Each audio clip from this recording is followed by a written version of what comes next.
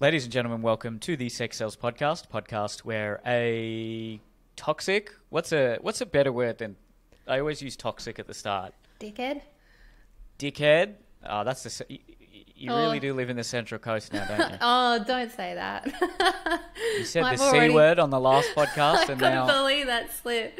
I did tell you how my dad was telling me, like, you sound more bogan since you moved up here. I think you do. Do I actually? Shit. I think you do, yeah. Someone get me back to Sydney. I haven't been to Sydney in like 3 months now. Or maybe less, but still. It's showing. All those C word slips and... I mean, dickhead's not even that bad, but... Now I'm going to have a child and call him Tyrone or Daryl or something. Yes, Tyrone. No offense if your name is Tyrone. Oh, no. Caden, yeah. anything with like that kind of cadence. A den on the end. Yeah. Aiden's not that bad. Aiden doesn't sound very bogan to me.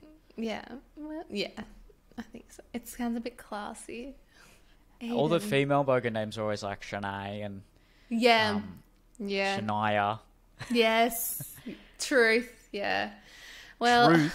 Is that an actual name? I didn't say no. I meant like truth. Like you're speaking the truth. You've dropped another swear word already. Look at you go. Oh my gosh. So I got a dickhead comedian with a bogan relationship therapist. Because she moved to the coast like 3 months ago. Oh no. I'm just waiting for you to get the Southern Cross tattoo. Oh, I have been thinking about tattoos as well, but since my last one, I think I should ban myself. So. What was your last one? A pigeon. I'll show you. God.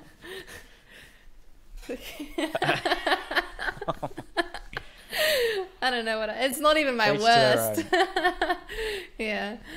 I don't know what else. And the sad thing is there's not many pigeons up here. I was talking about that yesterday to a lot of people, which no one seems to be that interested in, but there's just not many pigeons here. It's quite sad. I can't imagine that's a major concern for people living in Gosford. Bring back... I'm not in Gosford, okay? I'm well out of Gosford area. Oh, it's all the same. I'm a solid, 27 minutes. But yeah, I would like some more pigeons up here. We just have... we have nothing. There's no bin chickens either. Hashtag more pigeons in Gosford. Okay, we can just... Okay, we'll go with Gosford then. Sure. Eliza lives in Gosford, everyone. I'm going to make that very clear. Yeah, sure. We'll go with that. Alrighty. But yeah, how are you going? I'm pretty good, yeah. Well, lockdown should be over in about a month. Starting to plan the show coming back now. So what are you most excited for post-lockdown? Just being able to perform. And you know what? Being able to just see my mates that I perform with. I haven't seen Daniel for months. I haven't seen Anthony. Max is the guy who, if you watch those clips I do on TikTok and Instagram, he's the guy with the mic at the start always saying, things you can say here but not here. That guy. Yeah. So I'm missing them. Shout out if they're listening. I don't think they listen to this one, but probably not. If they are, shout out, boys. Who's the one I've seen you with, and he's like a redhead, and he's on TikTok, and he does like the... Will. Yeah, I like it. He's so funny. How is he so accurate? Every single day he posts a video, and you're like, wait, how are you so accurate? He's great. Yeah, he's really talented. If you don't know who I'm talking about, Will Gibb, check him out on the Tok. If we have How old is he? I think he's like 21, 22. Yeah, because I was thinking his memories of high school are so fresh and prevalent. He must be young or traumatized. Yeah. Well, that's what happens. I think for like the 5 years out of high school, you just are still living in that world psychologically. Whoever you were in high school, I think you sort of internalize that, and then you get to your mid-20s and you start to change, and your friend group starts to gravitate more towards people you work with and people with common interests, and you probably have a partner. You spend more time with them, less time with the boys, but not always. Yeah, I remember like being 21 and thinking I'm so sick of everyone saying I'm so young and like I have my whole life ahead of me. I know what I want, blah, blah. And then I hit like 25 and I was like, I see. And now I'm 27 almost. in like just over a month. So Ooh, it escapes you. Well, happy So birthday for October. I'm sure we'll speak between now and then. It's like 6 weeks away. Probably. But thanks. We'll see. Yeah. We'll see. We'll see. If there's a new digital COVID variant that transfers through Yeah. Zoom somehow. Well, actually, this kind of is relevant to our podcast topic. So Yes, good segue. So we're actually going to finally cover the question that I said we were going to cover in the last topic, in the last this poor podcast. guy's probably like forgot about us. He's stopped listening weeks ago. I keep doing that. I keep giving everyone an anticlimax. Like, all right, I do that in the Neil and Jordan podcast as well. All right, we're going to answer a question in this podcast. And then like half the time we never do. So apologies. Just get so caught up in the conversation. So, we should do like you have to pay an extra $20 if you want to have it like priority listed. Just kidding. Sure. An extra, make it $100 and then Yeah, but straight we to me. have to do it. Yeah. So this one comes in from this is how he wants to be referred to, Catboy. That's me. it. I'm the cat man. What are you talking about? Oh, that's All cute. right. Hi, Neil and Eliza. I'm Catboy, not my real name. Thanks for clarifying. Yeah, couldn't tell. A 23-year-old guy currently in military training. I would have never thought a guy in military training would I love it. be referred to as Catboy. Nice. Yeah. Until last week, I was single, but I've managed to start something with someone else on base through Tinder, and we moved to Discord. Ooh. Is that the progress? Is that because it used to be Tinder and then either Instagram or Snapchat? You know, what's your Snap? Yeah. And now I guess it's what's your he's 23. He's not. It's like we talk as though like they're a completely different generation. Literally 4 years younger than me. But yeah, Discord. There you go. I don't know anyone that uses Discord aside from myself for like 2 weeks once, but I kept getting weird messages. Well, there's actually a Discord for this podcast, but I don't think anyone uses it. I don't use it. Let's get on it. No, I don't. There was one for the Neil and Jordan one as well. I go on very rarely, but I don't know. I've just never really used Discord. It's more like a community for people who want to talk to each other. Why didn't I know this? I told you, didn't I? It was like last year, so maybe. Okay, well, I want to get in on this Discord. It's basically Reddit, isn't it? Oh, you can have specific... Reddit threads are public, and then Discord you have to sometimes get invited. And Reddit's not a chat, really. Yeah, it's not like true, a true. messenger. Yeah. Well, there you go. He's got Catboy and his girlfriend's... Or boyfriend. Or boyfriend, yeah. Catboy and his partner's Discord. Yeah. Okay. My topic is one that you've touched on a few times. I finally caved to downloading TikTok and quickly found myself in femboy TikTok. Yeah. My question is, what the hell is going on with under 18s populating sections of social media like femboy TikTok? I've seen clips show up that should be considered pornography, then check the account and see an age 15 or heart minor heart. I don't know what that means. In their bio. How did society get to the point where it's acceptable for 15-year-olds or younger to dress up in miniskirts and crop tops and kink attire and put themselves out literally to gain an online following? I hate victim blaming, but surely at some point somebody should be allowed to or needs to say enough is enough. Ooh, strong there. I like that. Sorry for the heavy topic. I mean, I like that he's just saying his opinions, not necessarily. Anyway, we'll get into it. All right. Sorry for the heavy topic. On the lighter side, have you got any relationship advice for me? I've never been in any kind of relationship before, and now I'm excited to finally have the ability to be gay. Oh, yes, I did. Called it. Yep, bad assumption on my part. I just thought military. Well, there you go. Me with my stereotypes. All right. I'm excited to finally have the ability to be gay and cute with someone. I love the idea of being the cutesy, energetic waifu in the relationship. Is that how you pronounce that? Yeah. Waifu. I think so. I reckon. I'm not a weeb. Finally, thank you, Eliza, and especially Neil. Oh, especially Neil. All right. Your podcasts, Neil and Jordan and Sex Cells, got me through many long night shifts at my last dead-end job. Unfortunately, my current job doesn't leave me with ready access to the podcast. Oh, well then, he might not actually hear this then.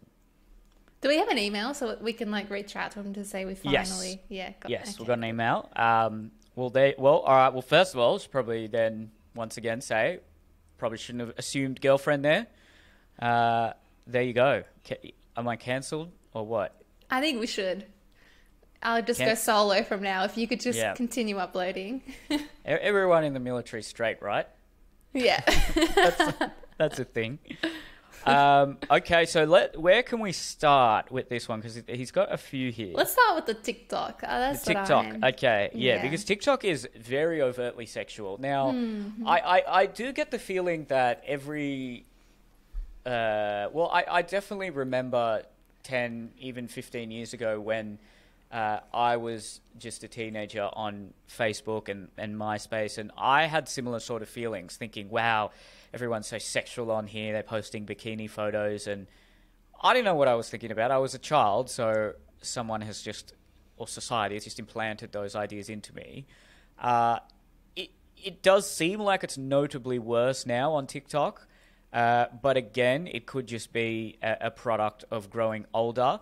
So can we first discuss, do you think there's something particularly sexual and vehemently sexualizing about the way teenagers today present themselves on social media compared to what they did when we were teenagers, which was really not that long ago? Yes, definitely. I definitely do.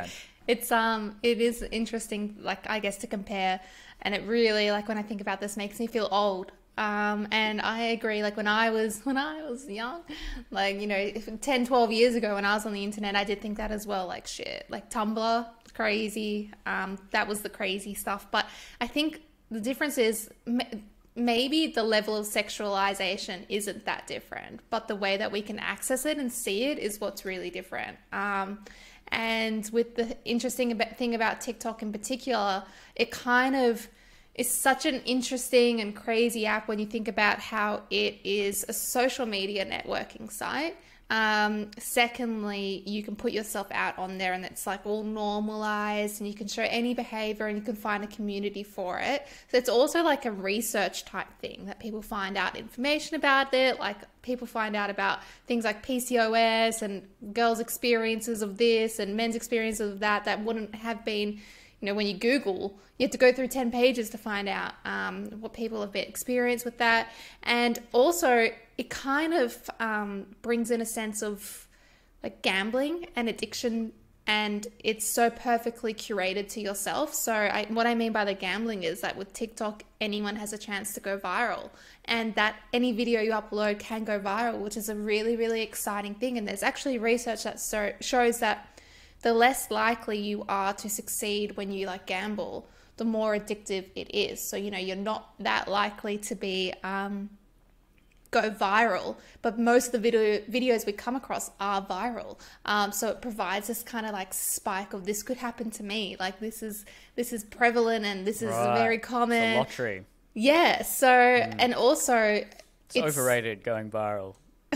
If anyone can say that, I can.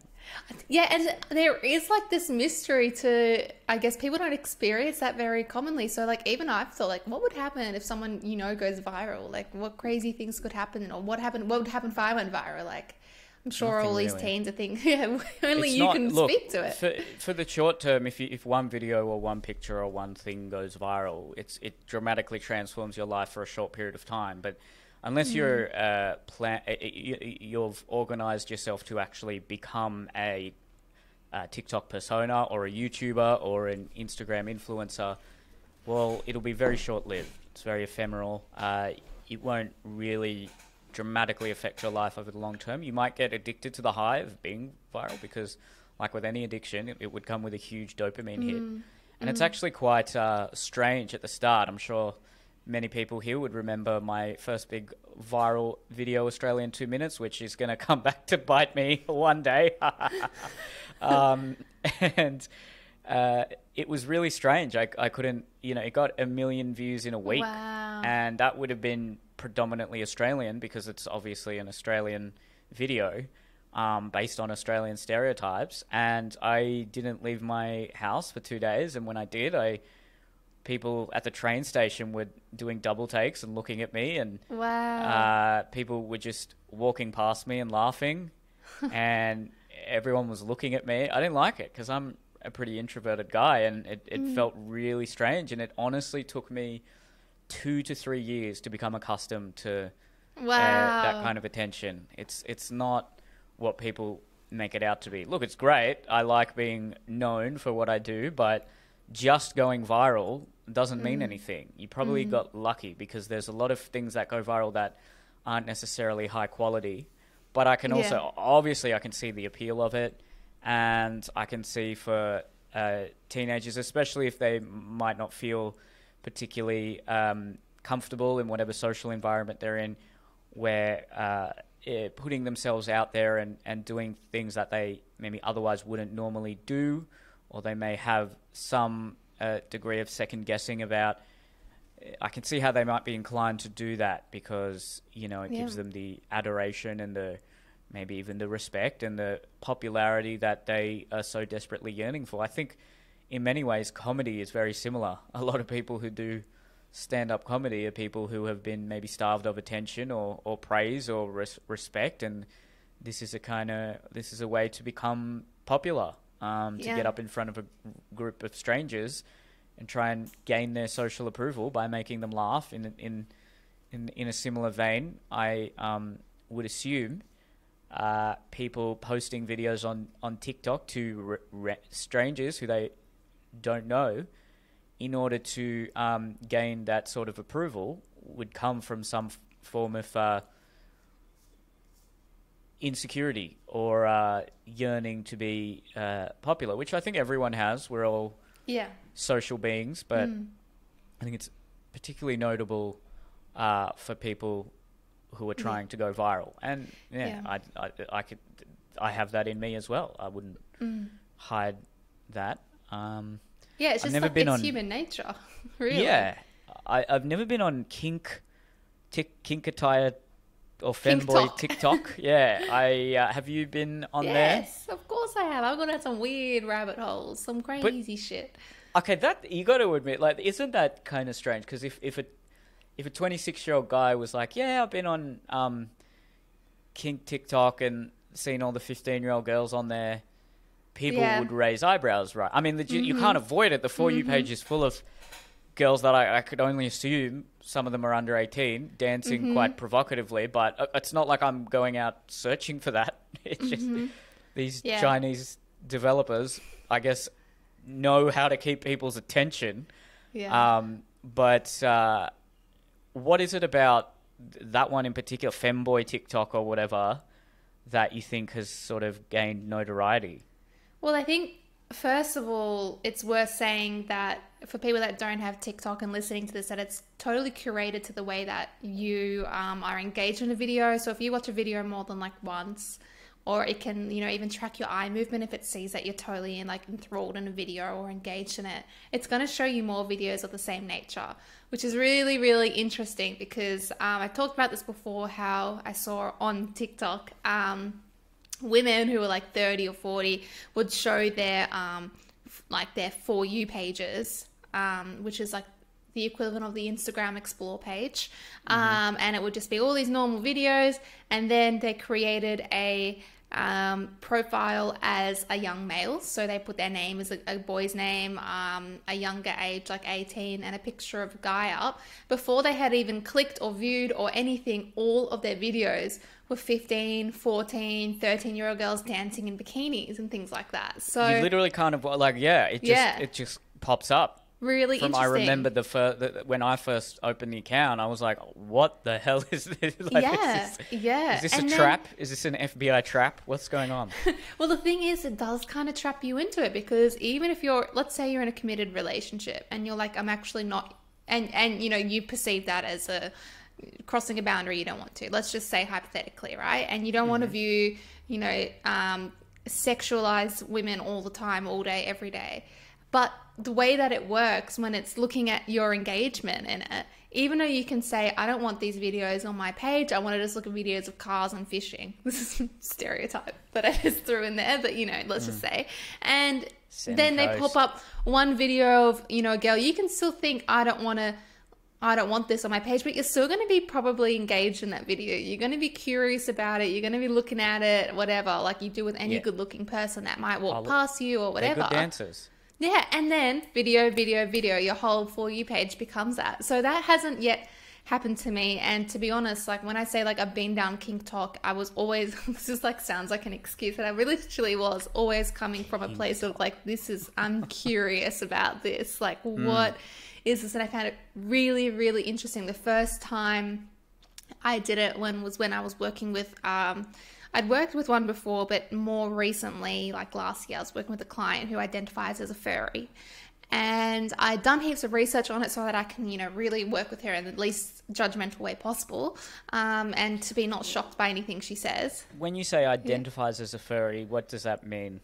Well, the furry community is a type of community where basically they can be most easily identified by wearing fursuits or like these big like animal, like anime looking characters of animals. And there is a lot of like sexualized content that comes alongside the furry community. A fursuit can cost like $5,000. But the thing is that only, I read somewhere that only 30% or something like that of people in the furry community actually wear fursuits.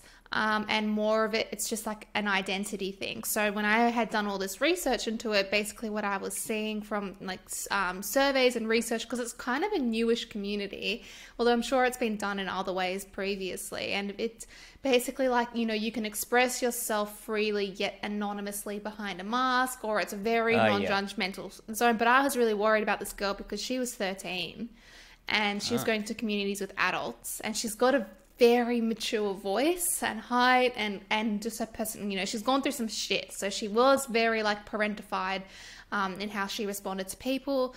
And if you had met her, there's no way you would think she's 13, not because she dresses up, just in her demeanor and what she's like, you know, gone through. It's kind of aged her a little bit. But I was really worried because anyway, well, my worries came true when I found out she had like a 42-year-old boyfriend. But she'd never give me his name, so I couldn't really do anything about it. But then I was thinking, what could she be putting these other people in this community at risk of if they don't know her age? And what if they're having sex? What if she gets pregnant? What if they're having sex without seeing her face because she's wearing a fur mask or whatever it's called?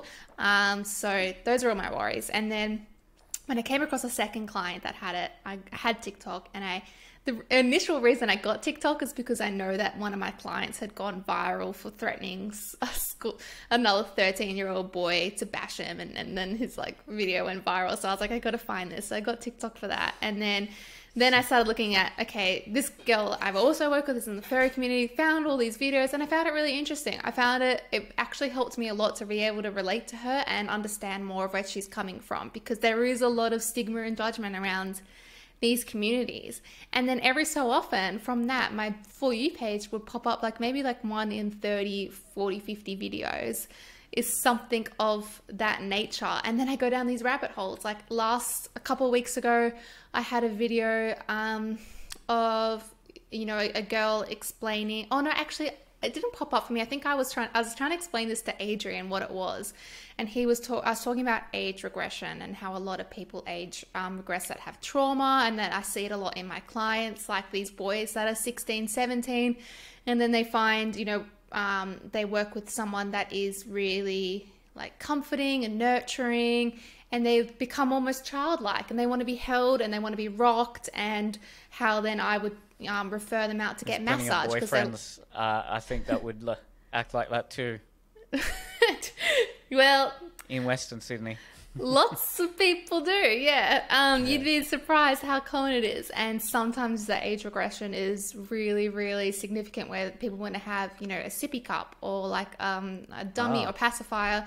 They want to sleep in a cot. They want to have coloring books. And I was talking to Adrian about this, and he's like, is this a sexual thing? Like, I don't get it. And I was going through the TikTok, and there's so many hundreds of thousands of videos of people that will talk about their experience. This is why I do it. You know, I never felt safe as a child. So now that I have, you know, a partner who is a safe person for me, it allows me to heal those inner child wounds. It allows me to go back. And in therapy, we do that a lot. Like we do encourage people to access, you know, those parts of themselves and try to like heal them. And especially in alternative therapy, you'll be like, okay, visualize a time when you were 7 and go back into that moment. What was happening? What did it look like? What did you feel? What were you saying? What would you say to yourself now if you saw that 7-year-old in front of you? So it's kind of like a more stepping into that role of actually seeing yourself as a child and healing in some ways. So in some cases, like 20 to 30% of age regression is sexual, and then maybe 70% isn't sexual, and it's a trauma response and it's a coping mechanism, and it's comfort to them. So that's how I go down on these kind of like rabbit holes, and I've seen some really unique things, very interesting things. And femboy is another one, but femboy isn't a coping mechanism. It isn't anything like that. It's purely sexual, and it's purely like I think, and a lot of people on femboy TikTok are straight, and basically like a really good example of it is, and I talked about this ages ago. Teenage drag, basically? Kind of like guys wearing skirts, and then or guys in the maid dresses, or guys with kitty cat ears like my pink ones, and that may look really straight, and or look really masculine or things like that, so that it kind of is like I'm breaking cultural norms or whatever. Where it would probably turn a lot of people off is that these are young boys who, by all ostensibly are doing this of their own accord, but it can certainly appeal to people who may have immoral intentions. And I think that's where people get their guard up, and even it sounds like Catboy also feels a bit uneasy seeing 15-year-olds being overtly sexual online. It reminds me a lot of the Tumblr. I don't know if Tumblr is even still a thing, but it's sort of it reminds me a lot of the culture of Tumblr back from 10 years ago. Tell me if this is do you think this is a fair assumption by a straight man or whatever, but does I guess modern feminism, but also just like other progressive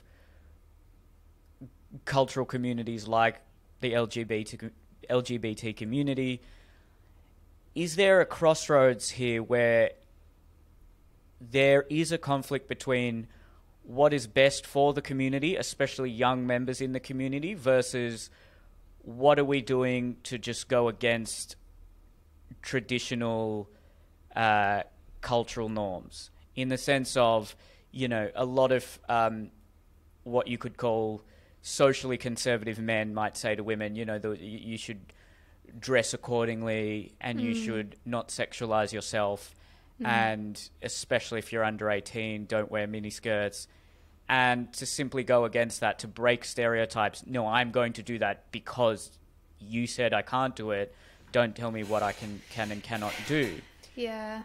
But is there a conflict there with what is actually best for young girls, for example?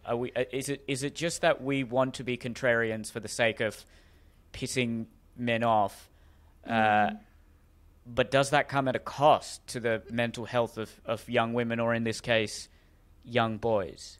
There's heaps there, and you raised a good point, in particular to begin with the LGBTI community. And one of the things about this whole, straight boys, like guys that would be considered hot, wearing the dresses and skirts and things like that, was actually, there was backlash from the LGBTI community being like, people have trans people, drag queens, things like that, people that have been misgendered or whatever, have been murdered for wearing dresses when you think I'm a man or I look like a man and wearing a dress. But you get a hot straight guy to do it, and all of a sudden you're all like fangirling over it, saying it's the best, it's a revolution.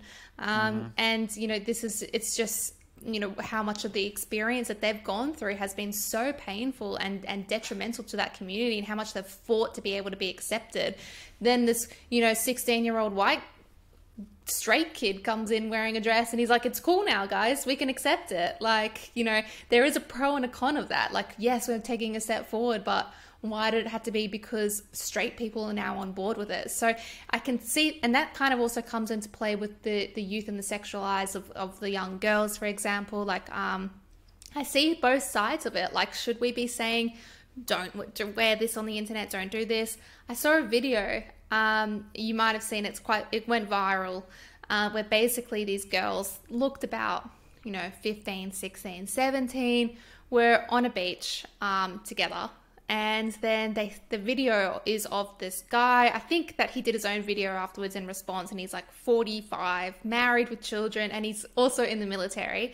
And he went up to them and was like, what you're wearing is really inappropriate. Like, I'm here to spend time with my family. Like, I'm not here to just have your bodies in front of me like porn and things like that. And these girls are responding saying, actually, I'm at a beach. I'm in a bikini. I'm not like topless or anything. And I can wear a bikini if I want. I don't have to be subjected to you commenting on my body. Like, so what kind of thing? And there was this huge fight. Obviously, most of the internet, well, most of TikTok, sided with the women or the girls. But, you know, who knows what would happen if that was on Facebook, where it's majority adult users. But what was interesting about that, though, is the girls then posted a photo of what they were wearing, which I really shouldn't have had to do. But these girls weren't wearing like G-string bikinis or anything. They were just wearing normal bikinis. They all had normal bodies. Like, it wasn't like, I didn't look at that and think this is overtly them being sexual, but they were being sexualized. But that being said, you know, on TikTok, they do consciously try to express themselves as, you know, sexy and good looking, and it's really normal for adolescents to want to express themselves and they're developing their social identity, and they're trying to demonstrate, I'm sexually outgoing, I'm adventurous, like I am appealing. Sure. And you know, they want to experience that. Yeah. It just seems there's two huge problems that have been growing, say, for the last 8 years, right? And one of them is just the mental health of young girls, and a big part of that is the sort of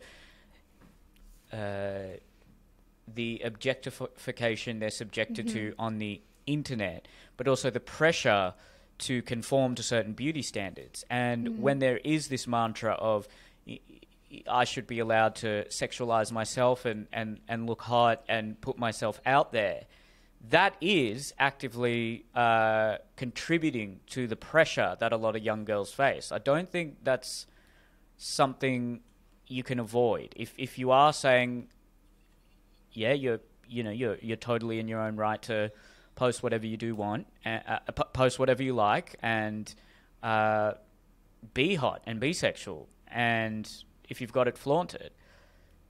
How would that affect a 12-year-old girl who maybe doesn't have the same looks as the 16-year-old who's posting this bikini photo? Does that not then contribute to that insecurity?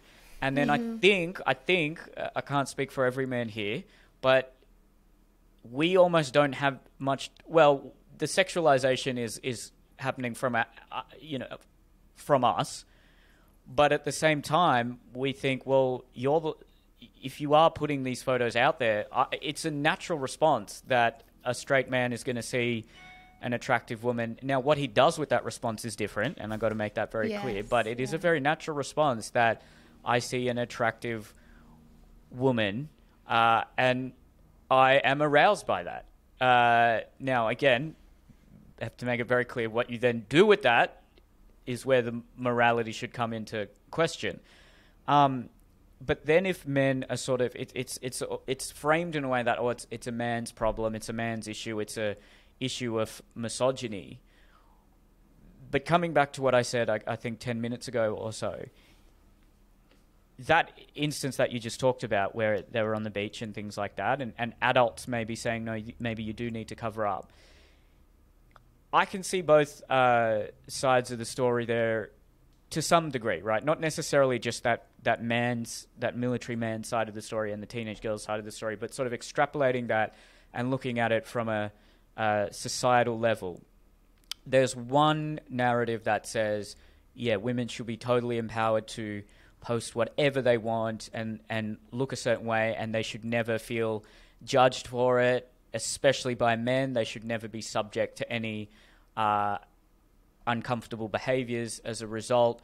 But then there's another cause, which is, hey, the level of mental health issues that are affecting young girls, and a big part of that is the pressure that they feel to look a certain way and to act a certain way, is only increasing, and it's really damaging them. The suicide rates have just gone up dramatically. It's obscene. How do you actually contend with those two things? Because to me, it does seem like there is some sort of conflict. Now, I don't know what the solution is. I don't think it's reverting back to what it used to be and saying women do have to cover up and things like that. But it like I said previously, it does seem like there is a sort of ideological conflict there between women being entirely sexually empowered, but then also not having to be subject to unrealistic beauty standards, because it just does seem like they do go hand in hand there.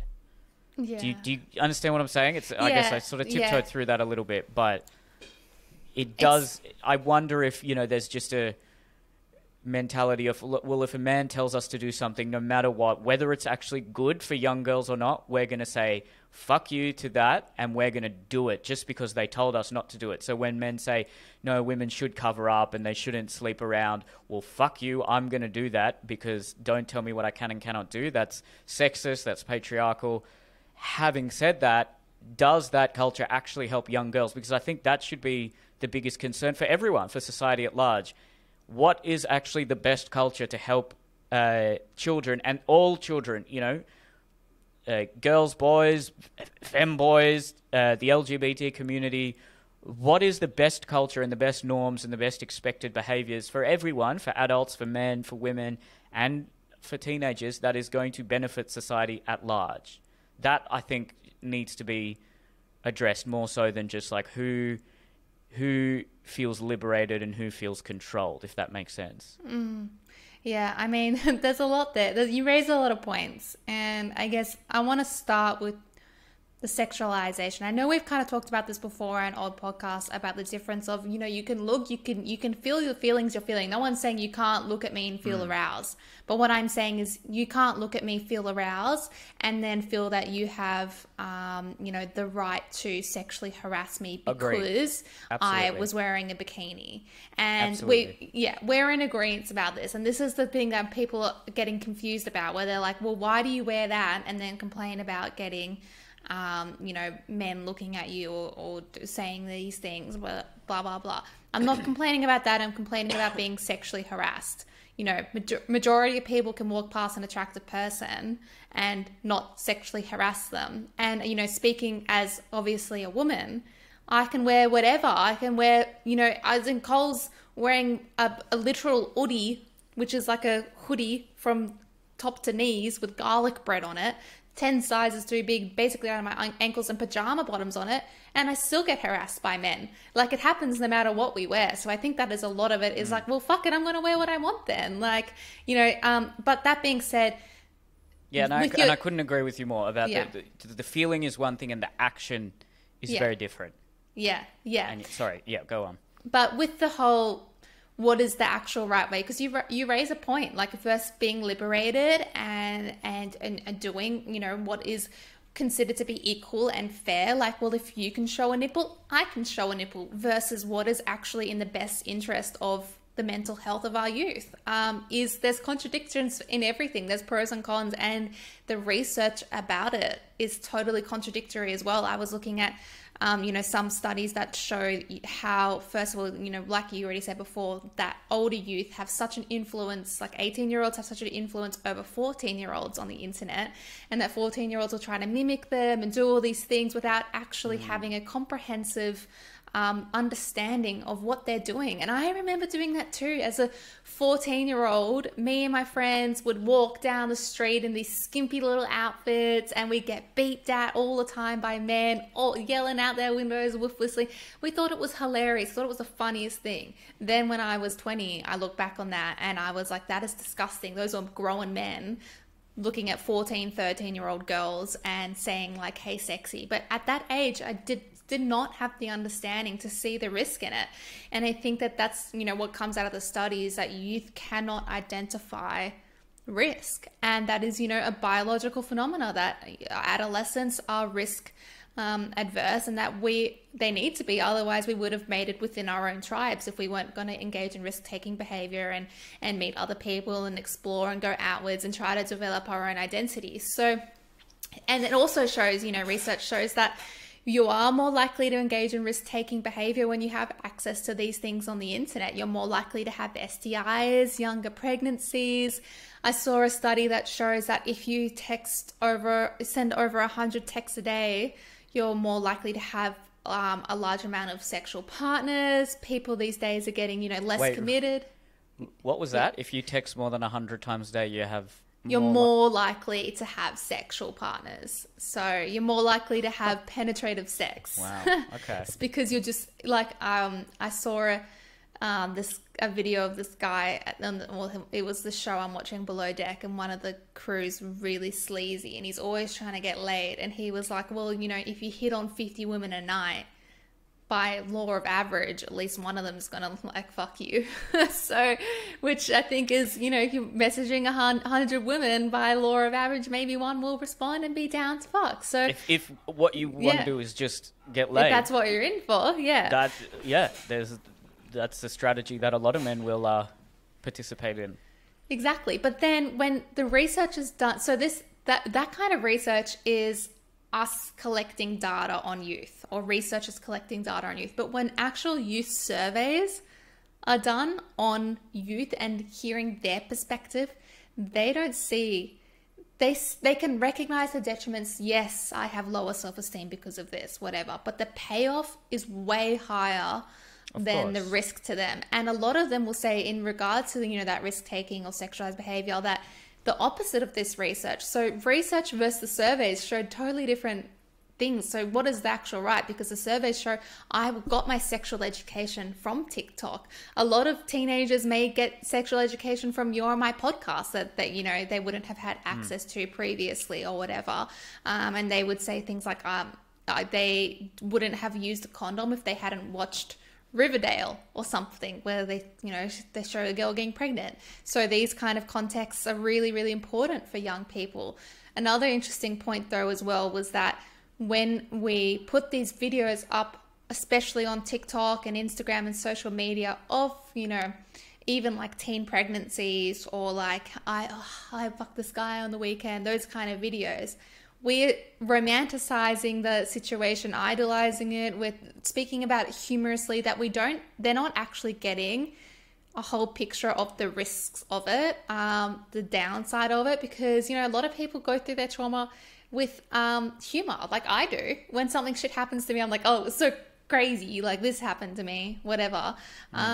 So we don't actually get that kind of side of it, where people are like, be really careful because this is my story and this is what happens. Usually it's just like, oh well, like that girl that makes that there's a video gone viral saying happy 4th anniversary to when I got a UTI because I fucked a guy in a swamp. Like, it's funny.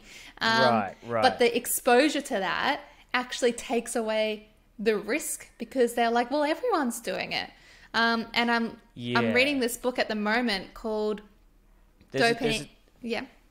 I just want to jump in really quickly. There's a difference between, well, it's a fine line, and it's almost a ethical tightrope to juggle normalizing a certain behavior and then still addressing the safety concerns of that behavior and trying to prevent it. And that goes with something like mental health as well. We want to normalize certain mental health conditions, but we also want to prevent them and help palliate those symptoms and hopefully even cure people if it's possible to be cured. Now, by saying that, you are going to make some people feel bad. And that goes against normalizing whatever it may be. And I guess my whole argument in this podcast has been there are trade-offs to all of these things. And there isn't this utopian world where we can normalize everything and sort of allow people to have this infinite liberation to do as they please without any judgment or consequences, without fundamentally changing society and seeing things like increases in negative mental health outcomes for young girls. And I think a really serious conversation actually needs to be had about, well, what feels good for the individual person versus what is actually the best, especially for our youth. Yeah. And now that is a conservative argument to make, but I'd be very interested to see discussions, say, between more progressive and conservative women. Now, I always think everyone should have a seat at the table in any of these discussions, but when a man has those sorts of opinions, it's just so, immediately assumed that, this is sexist and there's an element of control and maybe some sort of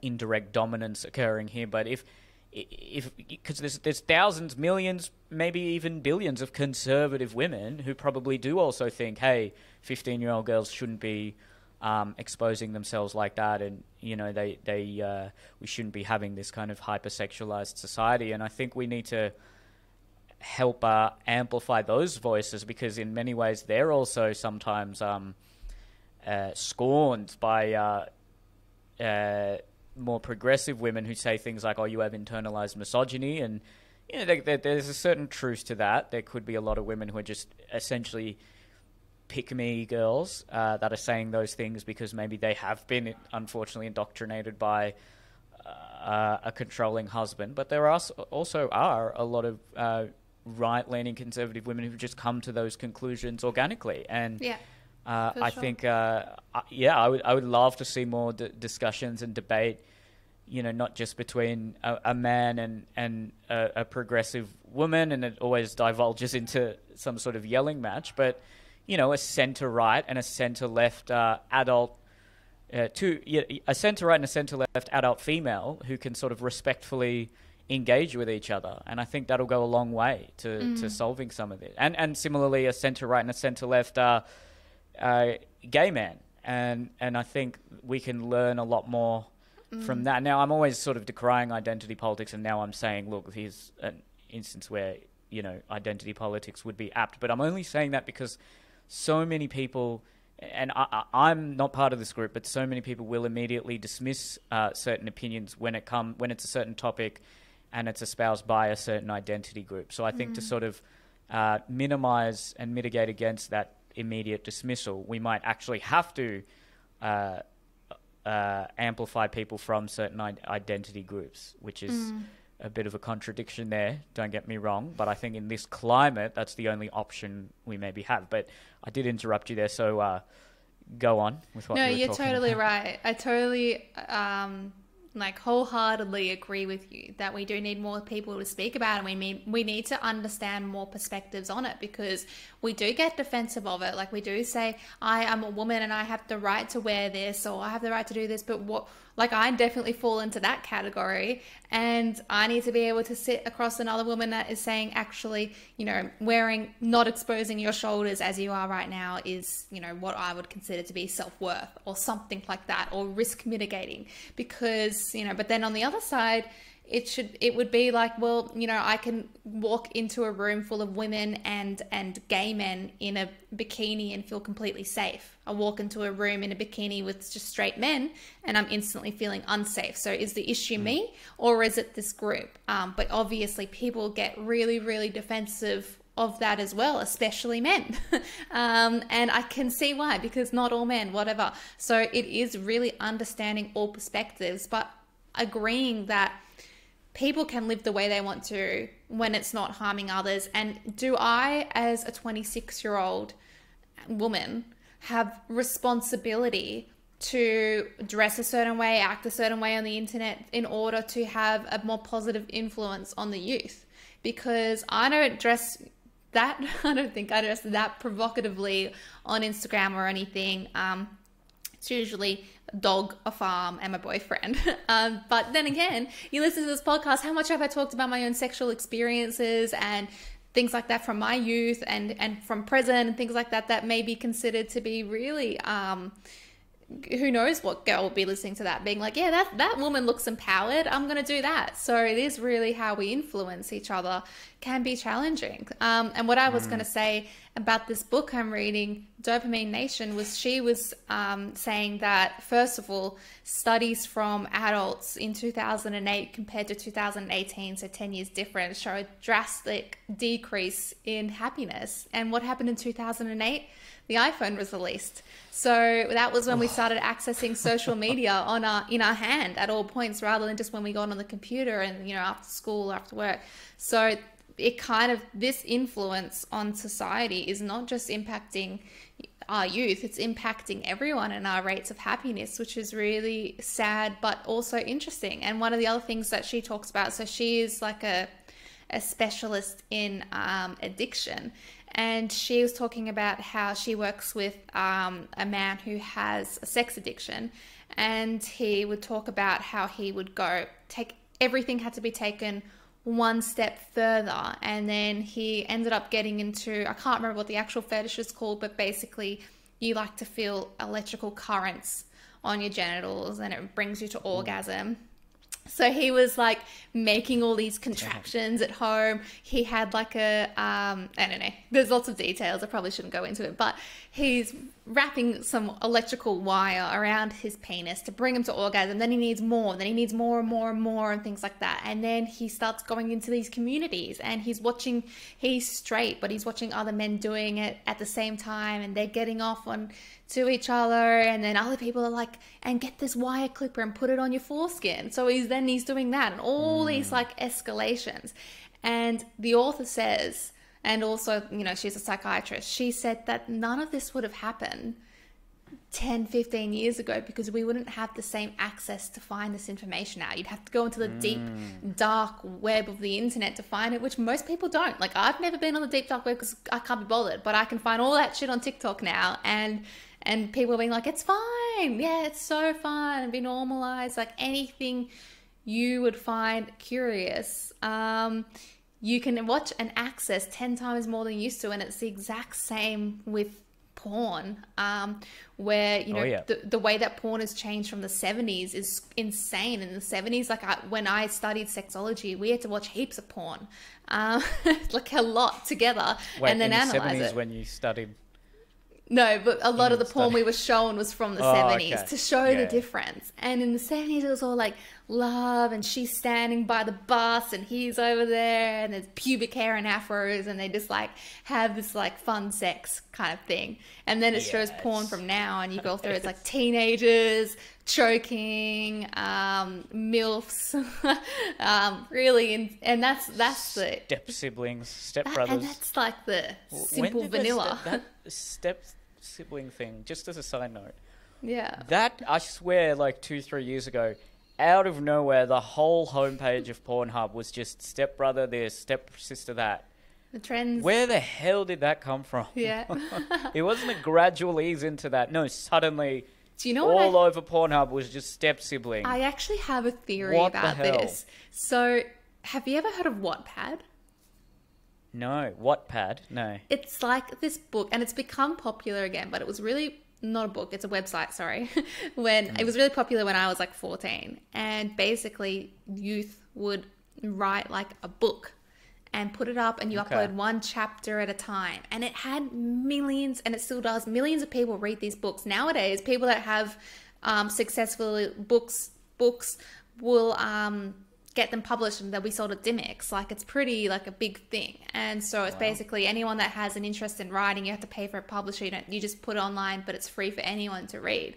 Anyway, when I was, 14, and everyone writing was also teenagers, every single plot of the romance books was step sibling, like I'm a girl, I'm only 15 and he's 16. Every single plot was about it and everyone was all obsessed with it. And then I feel like, okay, that was 10 years ago. So now all these people are in their late 20s. They're producing the porn that was like the most popular back then. That's my theory. But it's a way to kind of feel, it does, I'd assume, you know, because it's not strict biological incest. But it feels naughty because, you're not supposed to do that. Yeah, that's it.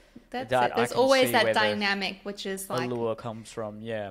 That's always the plot of any, like, erotica or novel or romance, where it's someone that you shouldn't be with or can't be with, but then you do. It's also interesting to hear a lot of the perspectives of older people on porn and sort of compare that to my... experience as someone who, I started watching porn very young, and I, for most of my teen years, I was watching it basically every day, and wasn't good. But look, I was a teenage boy, and it was an escape. That's what they all do. Yeah, exactly. Everyone does that now. So I was talking to my male friend about this a couple of months ago.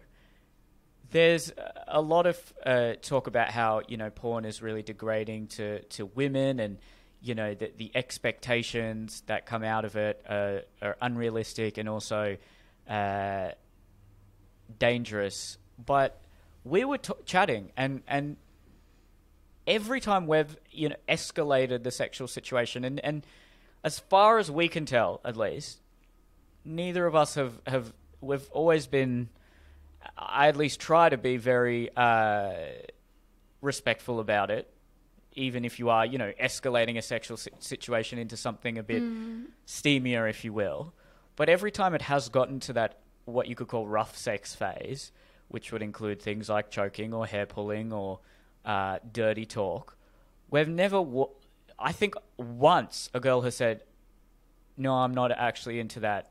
And then immediately I'm like, oh, okay, yeah, I'll stop doing it. But every other female that we'd both been with has enjoyed that, at least by what we can see. Now, there's an argument. I don't know if the girl is doing it to appease the man or, that she feels pressured to do it. But it certainly seems like, from, non-direct verbal cues, it seems like they're enjoying it.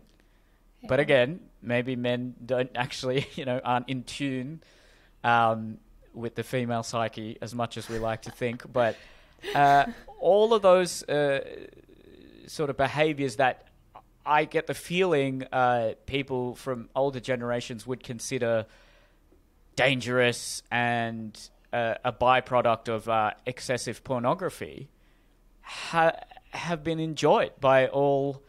the sexual partner, by the vast majority of sexual partners I've had, and this other guy has had, and I get what you mean, and it's true in some part. In a lot of parts, it's very true, and that same with men being normalized. Women have been normalized for that as well. But you'd be really interested to see like the surveys that come out from teenage girls, not that you're having sex with teenage girls, but they say, I will take a slap to the face because I learn from porn that I should enjoy it rather than actually enjoying it. So there is so much research that talks about the detrimental impact that violent, even just light choking types of pornography has on your perception of relationships, your ability to maintain a route, all these things. I know a guy, him and I are really good friends. He's the funniest, nicest guy. Everyone would call, like, he's kind of like the equivalent of a mama bear, like looks after everyone, gets the group out. Anyway, the context isn't that relevant, I guess. A papa bear. I don't know. But anyway, he's lovely. And he came to me and was saying that, he was really into, we were talking about porn, and he's saying he was really into like choking and things like that. And I was like, yeah, cool. Good for you, bro. And I didn't say bro, just disclaimer. I don't know how that just slipped out. But anyway, I was like, good for you. And then a couple of weeks later, because actually when was talking to him about it, he had lost his virginity at 19 and we're the same age, but he hadn't had that many sexual experiences since.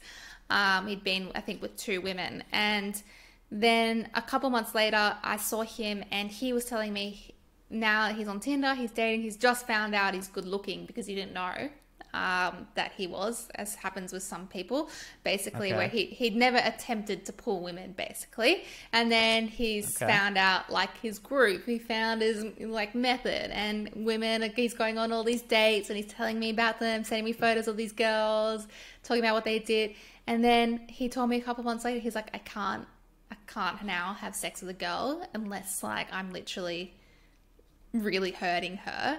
I can't get aroused. And he's like, I feel sick. Like, I'm the biggest feminist. I basically hadn't had sex ever before, you know, the last 6 months. And now I need to either be choking her or she needs to be, like, degrading me massively, telling me I'm, like, a fucking loser in order for me to get off. So so it goes both ways, hey? Yeah. So that's it's interesting. Really interesting. And he watched a lot of porn. A lot of porn. And I said, what genre? And it was only that. And I've talked as well about this this situation that I had gone on a date with someone and he gave me a kiss. And the kiss we had was, like, literally lasted 1.5 seconds. So we hadn't, like, got sensual or that intimate yet. Just a kiss, first ever kiss, and then straight away smacked me across the face. And I was like, what the fuck? Like, what's just happened? I think you have mentioned. Yeah. Jesus Christ. That was another military man, by the way, cat boy. Hey, you gotta... Yeah. And I was like, what the fuck? Well, and he was like, I thought you'd like that. And I was like, well, maybe, like, wait more than 2 seconds until your first kiss before you just slap someone. And maybe also, like, try to gauge that if they would be into it. Like, don't risk it. So, yeah. So that's the guy on the front lines. No. He risks it. He goes all out. He goes for it. Well, if you're having... Casual sex is in many ways like a drug, right? And it's fun. And it's in the same way, I would sort of say a moderate use of some drugs, not ice, but say marijuana, is fun. And if you have the discipline to keep it moderate, there's nothing wrong with that. But like with any addiction, it can become excessive. And casual sex and Tinder is a lot like that, where if you're sleeping with someone every, I don't know, some people even every day, well, you're going to need something more to get you off each time. And maybe what your friend needs is a detox. Yeah. And to try and just, like, cut back on how much porn he's watching, how much sex he's having, and just really cleanse his dopamine receptors. Because he's anti-porn now. He doesn't watch any of it, and he said that every issue he had regarding intimacy has been reversed since he quit porn. Anyway, watch our episode on porn if you haven't already. I've been, look, in lockdown, I will admit, I know I always preach it, like, don't watch it, but look, it's You've still gone backwards. You slid back a temptation. Yeah, I slipped back a little bit, not too bad, not compared to what it was when I was a teenager. Yeah, that's okay. But yeah, look, there's nothing. Again, it's like drinking. It's like overeating. Anything. You go through phases. You can once a week if you have a few beers. Cool. You know, sure, it'll have a little bit of an impact on your physical health, but the mental benefit I think you get from that, you could make an argument that overall for your health, it could even be better if you're socializing. Even if you have one cigarette a week, that probably won't cause lung cancer. I mean, it does increase. Every cigarette does actually increase the risk, but look, you're not in a high risk category if you're going to have one cigarette a week. Now, if it becomes a packet a day, you're in a huge risk category. So similar, it's no different to porn, right? I think you should just try to cut it out. I mean, I swear by that, and I don't always live up to it, but I think that's You've what you should done good aim overall, for. though. You've done very well. Right? Thank you. I feel like I'm like a primary school teacher. Really good job, Neil. Thank you. You didn't Can I get jack a gold off for star? it. I feel like a reward. I'm gonna watch some porn. If you can keep it at, well, I don't know, once a fortnight, that's probably not going to have a huge impact on. Look, even then, I do think if you are in a long-term relationship, it will. And I am in one. And look, it's just too, it's just too tempting. You know, you're working at home and it's just there, but I'm still trying not to. I don't want to, in fact.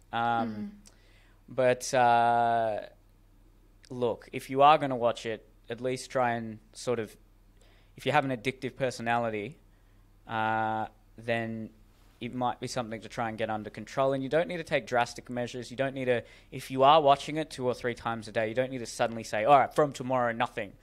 Ease out of it. Very gradually ease out of it. That, I think, is always the best strategy with anything, with any sort of and if you vice find or that addiction. It's like an addictive, vice or addictive, like you said, the best way to kind of come through that is understanding what need is this fulfilling for me. And a lot of it, especially with self-pleasure, is a self-soothing type of behavior or boredom or like this is a coping mechanism, basically.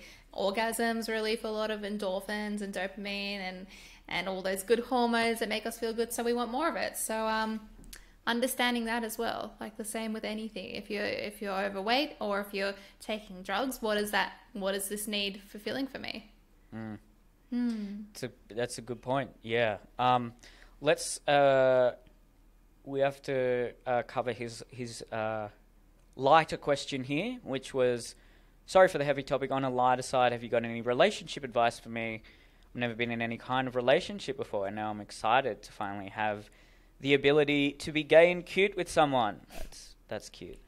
I love the idea of being being the cutesy, energetic waifu in the relationship. Look, it's a good mentality to have. It's already good start.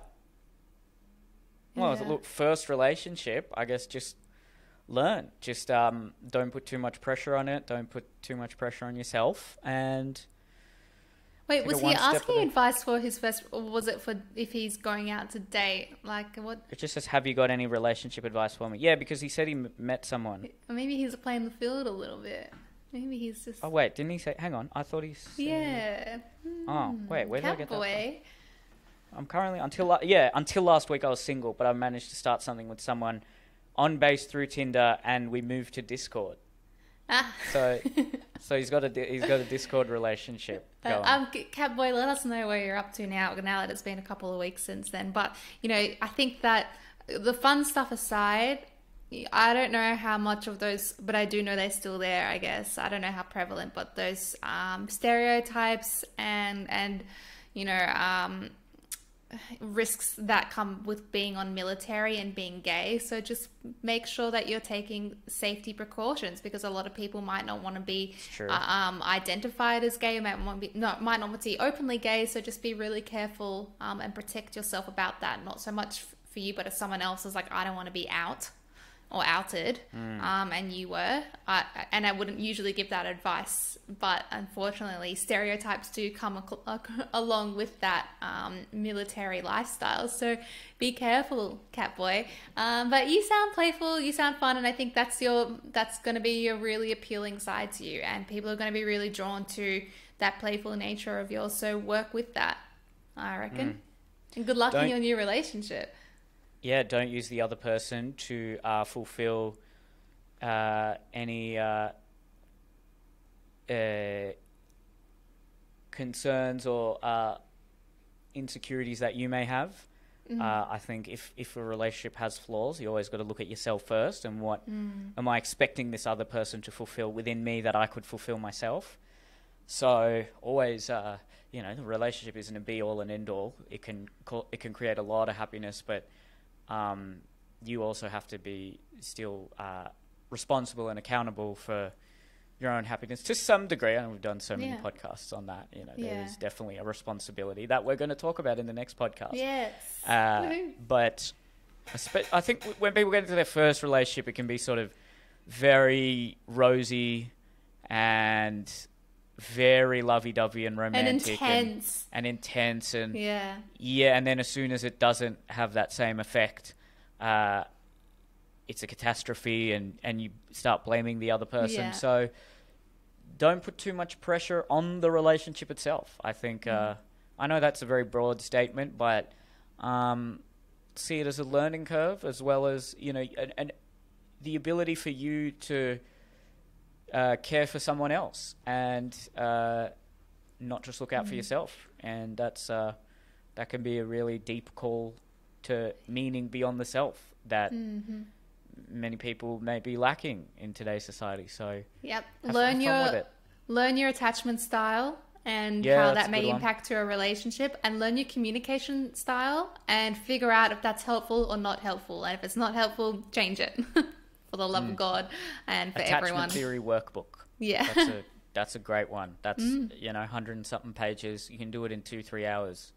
I swear by that one. A really, really, really good book. There you go. Hope you can order books on base. I don't know how it works. Let's do it online.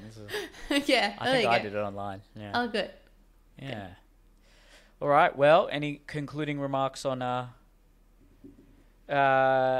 sexualization on TikTok, on femboy TikTok, and what we've spoken about?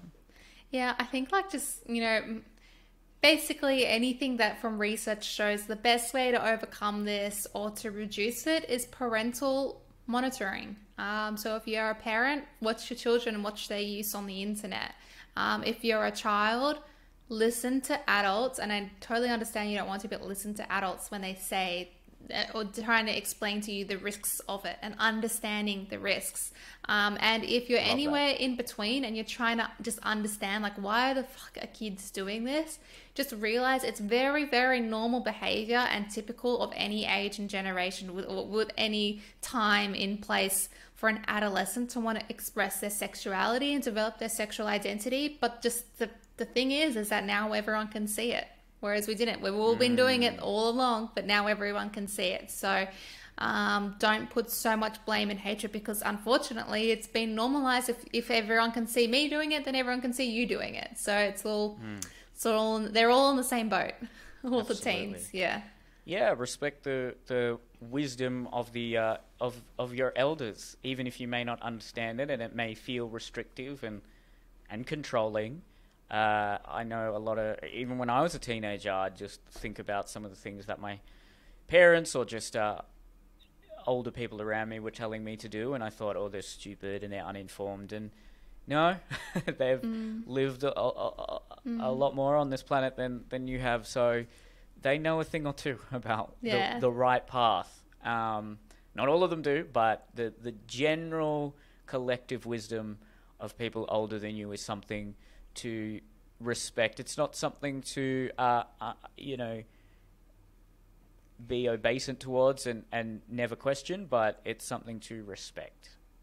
And just spend less time on the internet, because the average amount for like 10 to 18 year olds currently is 8 hours a day. So, and that's average. Like most of the kids I work with say it's 12, 13 hours. So that's pretty scary. Yeah. Unless you're watching this podcast. Physical. Yeah. Stay on the internet for watch this podcast. Watch the podcast. It's educational. But other than that, don't. Yeah. Well, my videos you can watch. But that's it. All right. Thanks, guys. See you next week.